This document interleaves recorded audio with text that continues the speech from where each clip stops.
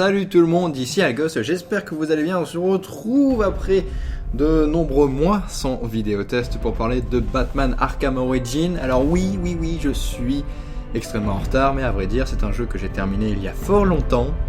Mais j'ai eu des problèmes de carte graphique, ensuite j'ai eu des problèmes de capture, et une fois que j'ai réussi à faire un vidéo test, et bah finalement je trouvais qu'il était pas terrible, que c'était de la merde, alors j'ai préféré tout supprimer et recommencer de zéro. Donc aujourd'hui je vais vous faire une vidéo un petit peu courte quoi, parce que j'ai pas réellement grand chose à dire, mais j'ai quand même envie de vous parler de ce jeu qui est Batman Arkham Origins, qui du coup lui il est sorti en octobre 2015 sur PC, PS3, Xbox 360 et aussi sur Wii U. C'est marrant. C'est toujours un jeu d'action-aventure, infiltration avec Batman aux commandes, toujours édité par Warner Bros. Mais cette fois, ce n'est point développé par les mecs de Rocksteady, c'est développé par une équipe B, qui est l'équipe de Warner Bros. Montréal. L'équipe A, du coup, s'étant penchée sur Batman Arkham Knight. Du coup voilà, c'est en attendant comme Rocksteady a dit, les gars, on a besoin de temps pour faire Batman Arkham Knight, et bah, il va falloir combler l'année avec un petit jeu de substitution. Et du coup, Warner Bros a demandé à son équipe de Montréal de pondre un petit jeu Batman en attendant Arkham Knight, et ça a donné du coup ce Batman Arkham Origins qui, comme son nom l'indique, se passe avant les événements de Batman Arkham Asylum. On est donc dans une préquelle. Ce qui du coup est cool et permet en tout cas de toujours garder la continuité de la timeline posée par Rocksteady. Alors du coup, ce Batman Arkham Origins, où on y incarne Batman, qui du coup le soir du réveillon doit faire face à 8 mercenaires qui ont été plus ou moins embauchés, en tout cas qui en veulent après lui parce que sa tête a été mise à prix. Donc ça c'est le speech de l'histoire, et on va commencer direct avec le point le plus que je trouve le plus fort de ce jeu, c'est que on est devant, je pense, la meilleure trame scénaristique des jeux Batman Arkham. Tout simplement parce que je trouve que l'histoire est complètement ouf, elle est hyper cool à jouer, elle est hyper plaisante. Vous en avez pour une vingtaine, entre 15 et 20 heures de durée de jeu. Moi j'ai fait le jeu en difficile et j'ai vraiment pris mon pied à avoir les mercenaires, à découvrir l'histoire au fur et à mesure.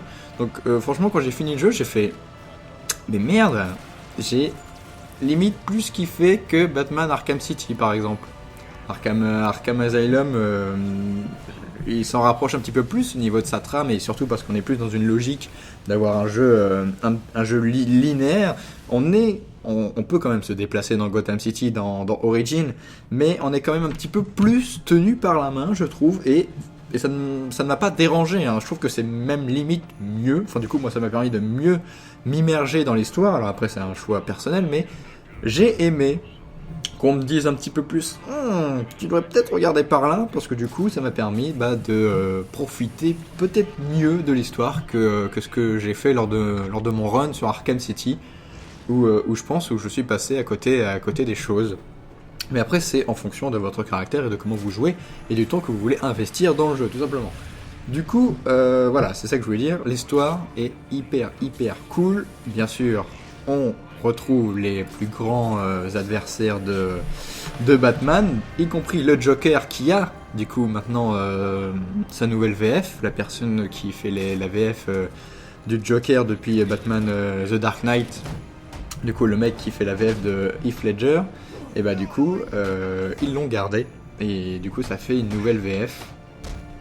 Et au début c'est un petit peu déroutant parce qu'on a toujours été habitué à voir la même VF du Joker. Mais en fait, finalement, ça passe bien parce que de toute façon, cette VF est extrêmement bonne. Alors, en autre nouveauté déjà qu'on pourrait citer, qui est la plus grosse nouveauté, en fait, c'est un petit peu triste, mais il n'y a qu'une seule nouveauté à part 2-3 gadgets, mais c'est les scènes de détective qui sont extrêmement cool, mais qui sont extrêmement peu nombreuses là aussi.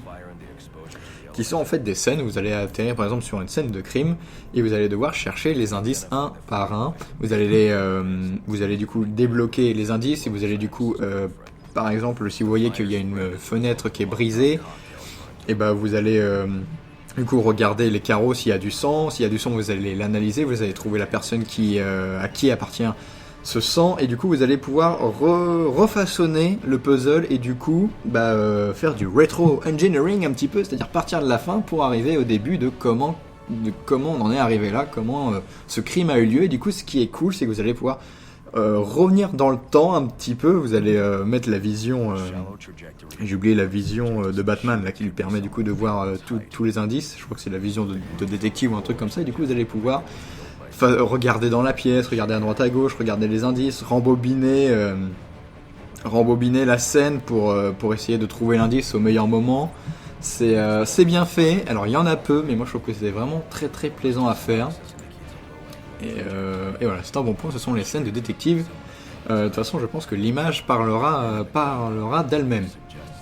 Sinon, question tout ce qui est bande sonore, tout ce qui est bruitage, tout ça, on reste dans quelque chose qu'on a déjà entendu. En fait, j'ai pas noté particulièrement une bande son époustouflante, mais je n'ai pas aussi noté qu'elle était mauvaise. Du coup, c'est la moyenne en gros. Si on veut, ça m'a fait un petit peu ni chaud ni froid. En termes de graphisme, c'est vraiment toujours dans la continuité. De toute façon, je pense que l'équipe de Warner Bros. Montréal a pris les assets de Rocksteady, a modifié là où ils pouvaient, de façon à toujours garder une cohérence entre tous les épisodes. Et du coup voilà, c'est pour ça que ça ressemble beaucoup à un épisode de transition, mais parce que c'en est un, mais ça en est un bon. Du coup, voilà, niveau graphisme, on a toujours des débris sur Batman au fur et à mesure, son équipement qui est toujours plus marqué par ses combats contre ses adversaires, mais sinon voilà, c'est toujours c'est la même chose. Ce n'est pas une baffe graphique ou une refonte graphique complète, ils ont utilisé le même moteur. En termes de contenu, je vous en ai déjà parlé, qu'il faut environ 15-20 heures pour terminer la trame principale, et que vous pouvez vous balader dans la ville en mode open world à la Arkham City. Il y a un DLC, je vais vous parler aussi qu'il y a le DLC où vous allez vous battre contre Mr. Freeze, et qui est cool. Franchement, si vous pouvez l'avoir, il est nice, il est cool, et il dure 2 heures environ. Et c'est plutôt cool à faire. Une grosse nouveauté qu'il y a eu,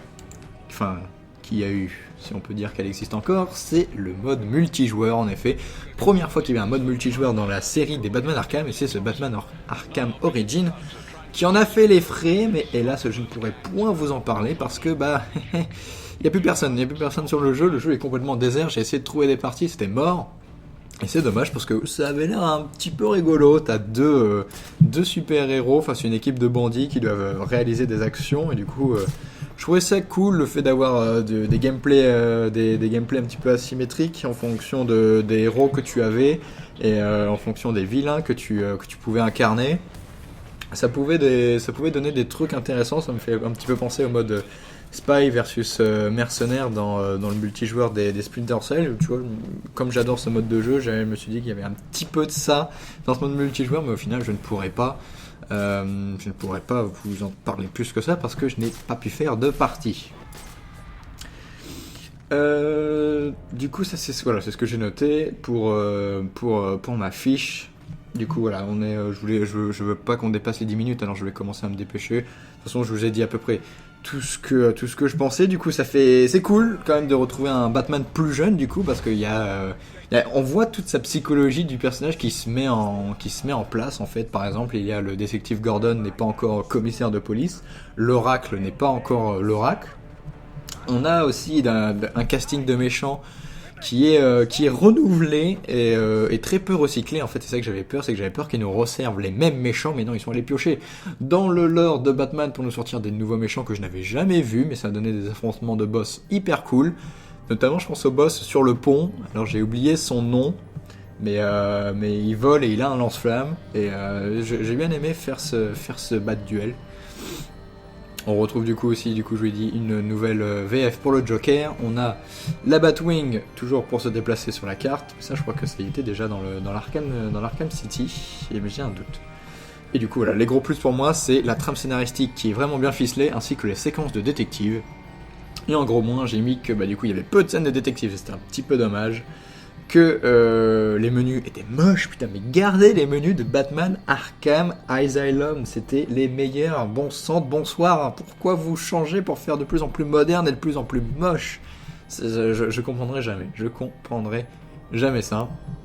Et un combat final très bien mis en scène, mais un petit peu décevant en termes de gameplay. Mais voilà, c'est pour... on perd en gameplay, mais on gagne en mise en scène. Bon, c'est le combat final, c'est à vous de voir. Et du coup, on arrive à la conclusion de ce Batman Arkham Origins, qui est un excellent épisode de transition pour ceux qui attendaient plutôt, parce que au jour où je vous fais cette vidéo, Arkham Knight est sorti depuis peu et on connaît tout ce que ça implique.